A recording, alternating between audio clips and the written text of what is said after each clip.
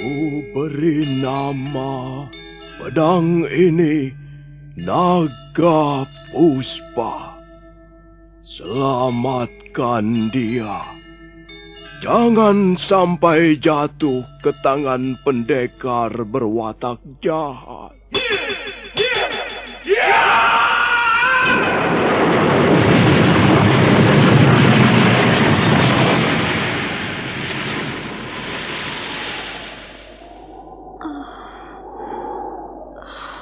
Kakang Kamandanu, kau masih juga tidak percaya bahwa aku mencintaimu. Mesin, maafkan aku, Mesin. Mesin. Mesin!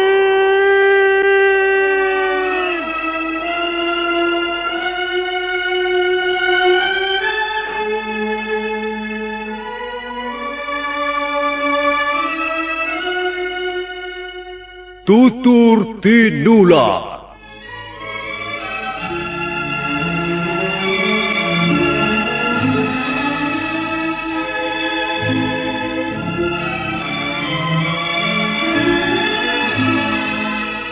Sebuah sandiwara radio serial, produksi Sanggar Cerita dan teater Sanggar Prativi. Sebuah kisah dengan latar belakang sejarah runtuhnya Singasari dan berdirinya Kerajaan Majapahit.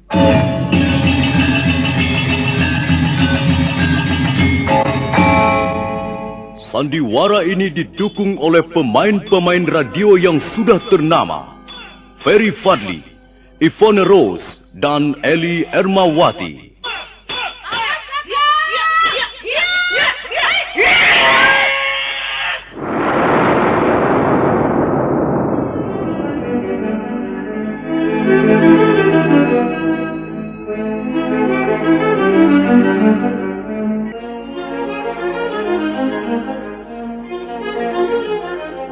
Cerita ini ditulis dan diolah oleh S. Tijab. Hiasan musik dan sutradara C. Ispriyonoka. Kali ini mempersembahkan episode ke-10 dengan judul Pemberontakan Rangga Lawe.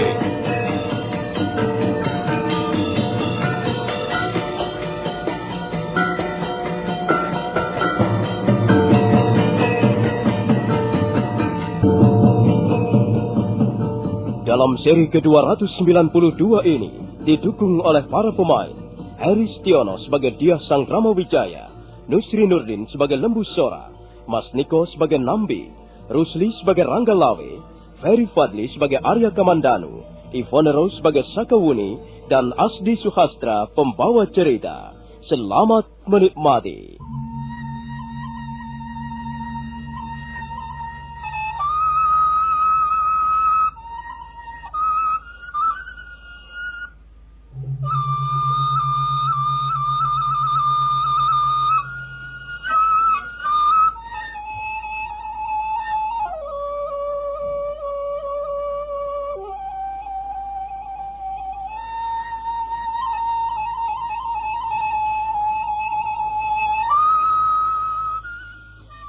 Malam itu suasana di sekitar istana Majapahit sunyi dan lengang.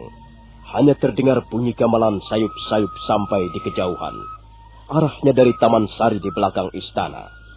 Sang Prabu Kertarajasa Jayawardana menerima Lembu Sora dan Nambi di ruangan pribadinya. Mereka bertiga masih akan membicarakan persoalan Rangga Lawe. Saya ingin mengusulkan sesuatu, Paman Lembu Sora. Dan saya harap usul saya ini nanti memperoleh tanggapan dari Paman Nambi. Karena pada dasarnya, usul saya ini menyangkut diri Paman Nambi juga. Apakah Gusti Prabu sudah merencanakan sesuatu? Begini, Paman Lembu Sora. Setelah saya pikir-pikir kembali, setelah saya renung-renungkan kembali, saya kira ada baiknya kita menuruti saja apa keinginan Rangga Lawe itu. Oh, Gusti Prabu. Tunggu sebentar, Paman Lembu Sora. Saya belum selesai bicara. Oh, baik. Baiklah Gusti Prabu. Maafkan hamba Gusti Prabu. Saya tidak ingin perselisihan ini menjadi berlarut-larut. Saya tidak ingin apa yang telah kita perjuangkan selama ini dengan susah payah akhirnya justru rusak dari dalam oleh teman-teman kita sendiri. Sekarang ibaratnya kita tinggal memetik buahnya. Kita sudah sekian lama berjuang, dan sekarang kita tinggal memetik hasilnya. Ampun Gusti Prabu. Hamba terpaksa menyela bicara. Ampun Gusti Prabu. Memang, sekarang ini ibaratnya kita tinggal memetik tanaman yang sudah susah payah kita tanam sebelumnya. Tapi menurut pendapat hamba, jika Gusti Prabu meluluskan keinginan Ranggalawe, hamba kira keputusan itu kurang bijaksana. Aku tahu maksudmu, Paman Lembusora. Tapi sepertinya Ranggalawe tidak bisa kita halang-halangi lagi. Nampaknya dia sudah bertekad untuk melampiaskan rasa tidak puasnya. Dan kalau sampai Ranggalawe pulang ke Tuban, kemudian menyusun barisan, kita semua bisa membayangkan apa yang akan terjadi. Pertumpahan darah di antara teman sendiri akan segera terjadi di bumi Majapahit. Dan hal inilah yang tidak kuinginkan, Paman Lembusora. Karena itu, aku lalu mempunyai pikiran yang lain.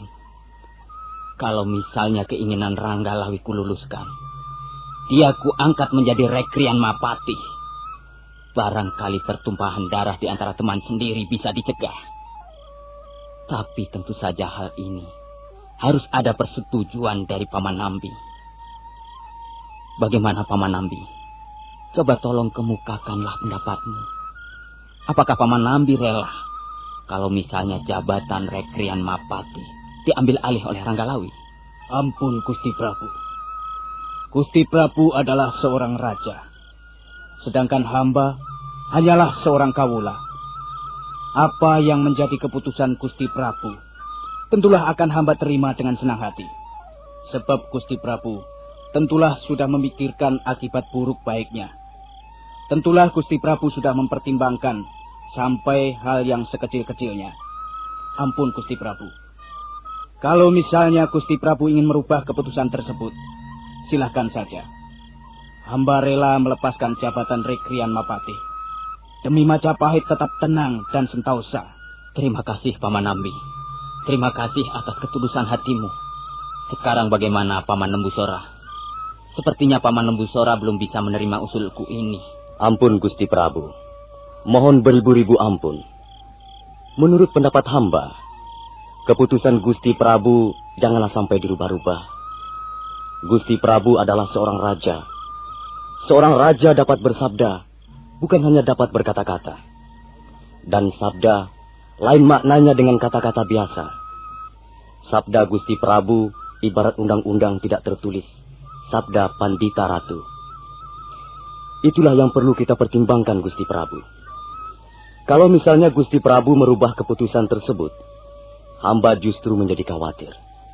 Ranggalawe pasti akan menjadi besar kepala, dan kewibawaan Gusti Prabu di mata rakyat akan merosot dengan cepatnya.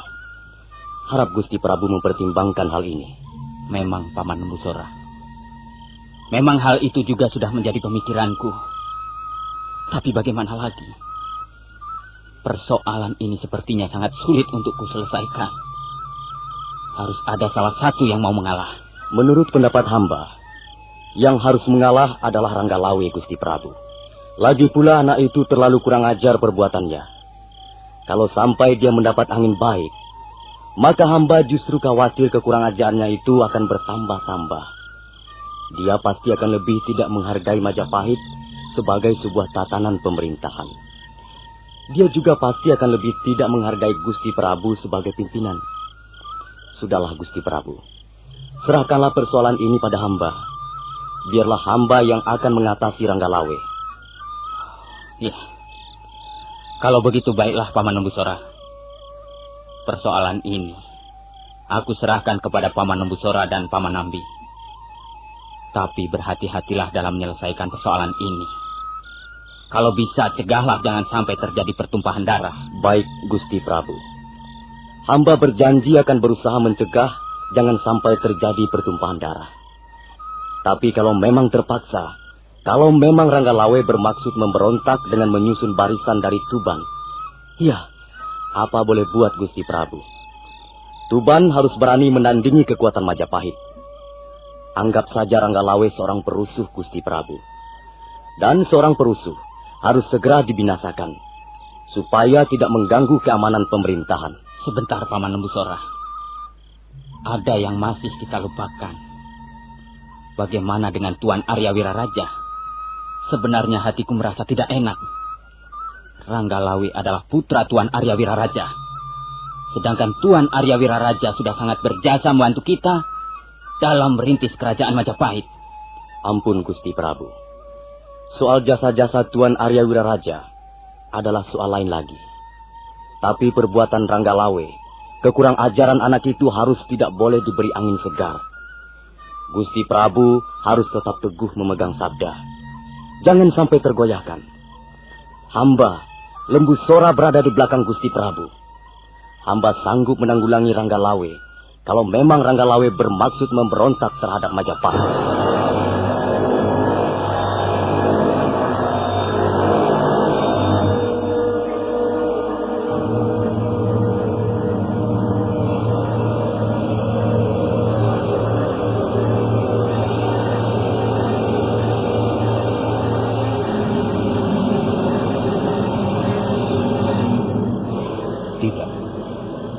Aku tetap tidak bisa menerimanya. Gusti Prabu Kertarajasa telah berbuat tidak adil. Mengapa beliau bisa mengangkat Nambi menjadi Reklian Mapati? Pasti semua itu Nambi yang licik. Nambi memang pandai mencari muka, pandai menjilat di depan Gusti Prabu. Dan rupanya Gusti Prabu kurang waspada menghadapi orang seperti Nambi. Dan akhirnya beliau terpikat. Beliau terpesona oleh penampilan Nambi yang serba manis dan memikat.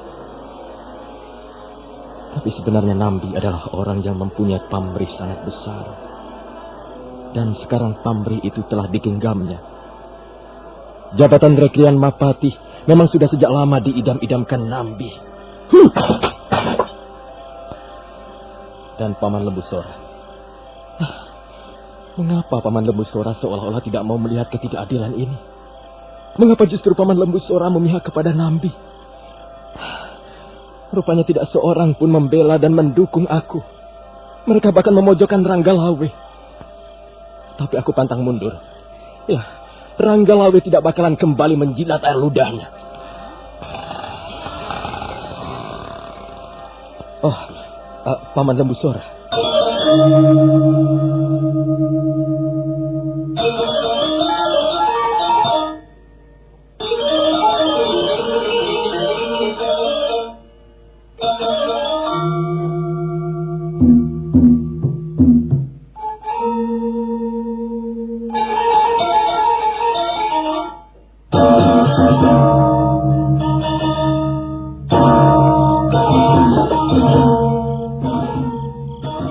Mengapa Paman datang kemari? Aku tahu Ranggalawe. Sekarang ini kau sedang dalam kesulitan. Dan kau adalah keponakanku. Aku ingin membantumu memecahkan kesulitanmu. Kalau Paman Lembusora datang untuk membujuk aku, lebih baik Paman mengurungkan niat itu. Keputusan saya sudah tetap, Paman. Tidak mungkin dirombak-rombak lagi. Jadi bagaimana Ranggalawe? Bagaimana apanya, Paman? Sudah jelas bahwa saya tidak bisa menerima keputusan Gusti Prabu. Saya tetap menganggap bahwa Nambi tidak pantas menduduki jabatan Reklian Mapati, Paman. Itu sudah menjadi keputusan seorang raja, Ranggalawe. Saya tidak peduli, Paman. Apakah keputusan itu keputusan seorang raja atau bahkan keputusan para dewa? Yang jelas keputusan itu saya anggap tidak adil. Tidak bijak, Paman. Dengar, Ranggalawe. Kalau kau ingin menentang keputusan seorang raja, berarti kau ingin melawan kekuasaannya. Kau ingin merongrong pemerintahannya. Sadarkah kau akan hal ini, anakku? Paman Lembusora, melawan keputusan raja atau merongrong pemerintahan Majapahit sama sekali bukan menjadi tujuan saya, Paman. Tujuan saya hanyalah untuk meluruskan apa yang saya anggap bengkok. Kalau memang Gusti Sang Ramawijaya mau mengerti, kalau memang beliau menyadari kekeliruannya, maka beliau harus mau mencabut kembali keputusan itu, Paman. Itu tidak mungkin terjadi, Ranggalawe. Jika seorang raja sudah memutuskan sesuatu, maka kata-katanya berubah menjadi sabda. Dan sabda seorang raja adalah hukum, undang-undang. Tidak seorang pun kaula berhak merubah apa yang menjadi sabda seorang raja. Nah, ketahuilah Ranggalawe, sesungguhnya Gusti Prabu Kertarajasa sangat menyayangimu. Kalau toh Gusti Prabu menunjuk Nambi agar menjadi Rekrian Mapati, tentulah beliau mempunyai pertimbangan-pertimbangan yang lain. Pertimbangan-pertimbangan berdasarkan wawasan seorang raja. Tidak, Paman Lembusora. Tidak. Bagaimanapun juga saya tetap tidak bisa menerima keputusan itu. Lalu apa yang akan kau lakukan, Ranggalawe? Kau ingin berperang dengan Majapahit? Kau dalam kesulitan besar, Ranggalawe. Kau harus memikirkan kembali sikapmu. Janganlah hanya memburu nafsu. Paman Lembusora, terima kasih atas nasihat-nasihat Paman. Tapi saya tidak mungkin menarik kembali apa yang sudah menjadi keyakinan saya, Paman. Apalah artinya? Saya ini menjadi manusia. Jika saya harus menjilat ludah saya sendiri, saya masih cukup mempunyai harga diri, Paman. Barangkali orang-orang mengatakan bahwa Ranggalawe sombong.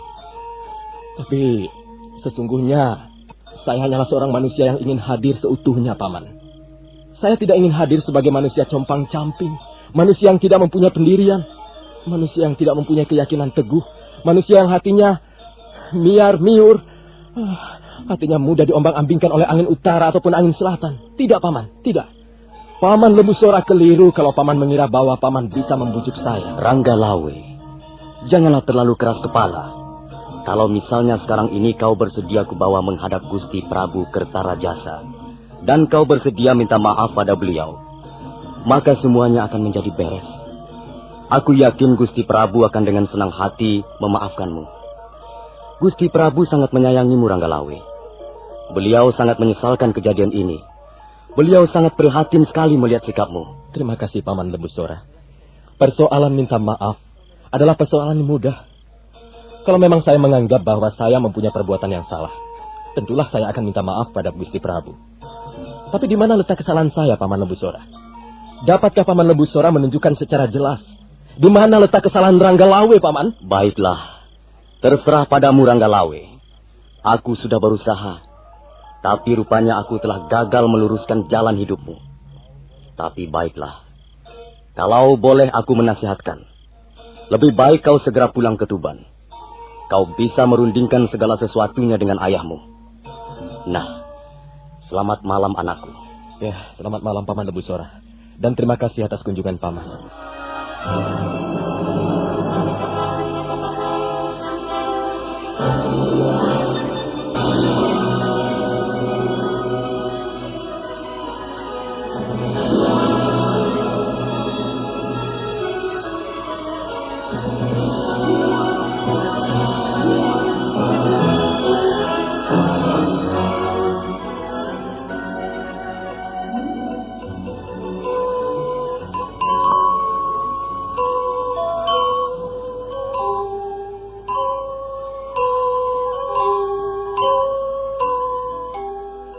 Aku tidak habis pikir, Kamandano. Apa yang sebenarnya yang diinginkan Kakang Ranggalawe? Iya, barangkali Kakang Ranggalawe menginginkan jabatan Rekrian Mapati. Apa artinya jabatan? Mengapa orang sampai mengorbankan segala-galanya untuk memperoleh jabatan? Entahlah, Sekawuni. Barangkali untuk orang-orang tertentu, jabatan merupakan sesuatu yang paling berharga dalam hidupnya. Jabatan merupakan tujuan akhir dari seluruh perjuangannya. Jabatan merupakan landasan cita-citanya. Kalau begitu, orang seperti itu bisa dikatakan gila jabatan, gila pangkat atau kedudukan. Iya, begitulah Sekawuni. Tapi aku yakin Kakang Ranggalawe bukanlah orang seperti itu, Kamandano. Kita sudah sering membuktikan bahwa Kakang Ranggalawe bukanlah orang seperti itu. Kita tidak bisa melihat ke dalam hati sanubari seseorang, Sekawuni. Seringkali kita keliru menilai seseorang.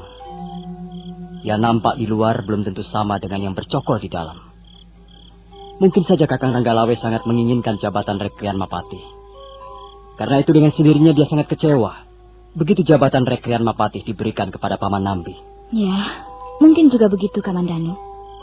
Tapi sebenarnya sudah sejak lama Kakang Ranggalawe kurang menyukai Paman Nambi. Demikian juga Paman Nambi.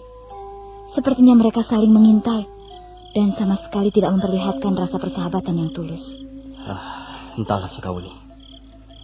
Kita-kita ini yang menjadi susah jadinya. Mereka semua adalah sahabat-sahabat kita, teman-teman seperjuangan kita. Baik Kakang Ranggalawe atau Paman Nambi sudah hampir menjadi seperti saudara kita sendiri. Karena itu sayang sekali mengapa peristiwa ini harus terjadi. Kasihan Majapahit yang baru saja berdiri. Ya, memang Kamandanu. Silau oleh pangkat, kedudukan, atau jabatan bisa membuat seseorang menjadi buta hatinya. Hanya sayang sekali, mengapa justru Kakang Ranggalawe yang telah kita kenal dengan baik bisa terperangkap di dalamnya. Kalau aku sangat menyayangkan apa yang sudah diperjuangkan oleh Kakang Ranggalawe selama ini. Keringat sudah deras mengalir. Tubuh sudah bersimbah peluh. Dan masa panen sekarang sudah datang. Mengapa harus berebut menuai padi? Ketika mereka berdua tengah bercakap-cakap di ruangan depan rumah kediaman Arya Kamandanu, mendadak terdengar derap kuda semakin lama semakin dekat.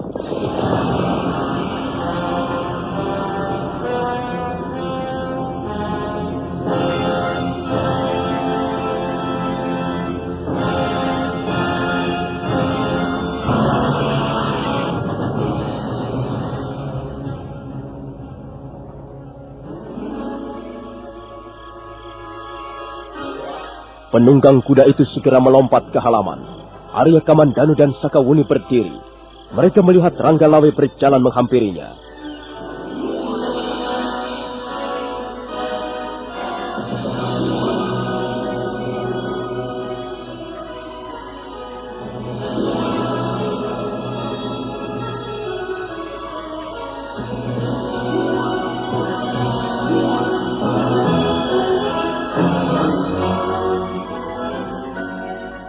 Nah, saudara pendengar, bagaimanakah kisah selanjutnya? Apa yang akan dilakukan Ranggalawe? Mengapa Ranggalawe menemui Arya Kamandanu dan Sakawuni? Silahkan menunggu seri berikutnya. Sampai jumpa.